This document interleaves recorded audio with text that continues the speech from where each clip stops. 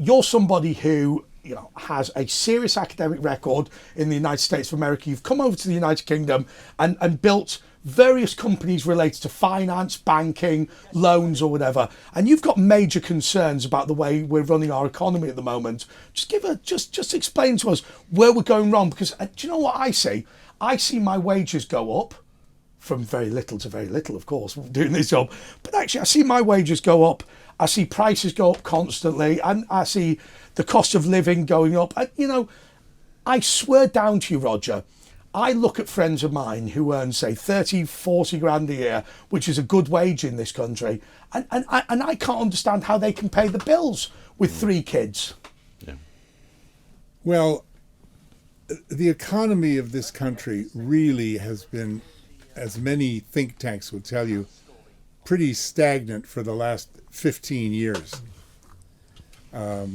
So it's not just the Tories, it's before that as well. And we have got monetary and fiscal leadership, in other words, fancy words for the people who handle our interest rates and our money supply and our taxes and what we spend it on, I think doing a pretty terrible job. Now, Jeremy Hunt, the Chancellor, has never worked a day in his life, not 24 hours in any financial institution. Can you imagine showing up at a bank with a CV that has no experience whatsoever with money or finance or banking or government accounts and being told, here, go run this nation? I mean, it's a joke.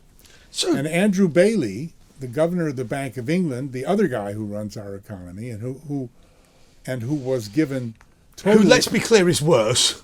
Because at least with Jeremy Hunt, is clueless.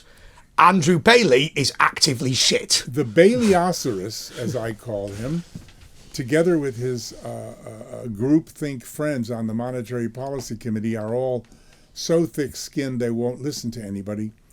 He has, after an allegedly not very good track record running the Financial Conduct Authority. No, it's not allegedly. Okay. He has failed at every single professional challenge he's ever been given. He has... Which, by the way, is normally a qualification for public office in this country. That's what happened to him. He got promoted for 5 years. He has introduced 14 interest rate rises in this country, which did nothing... Simultaneously. Yeah, consecutive.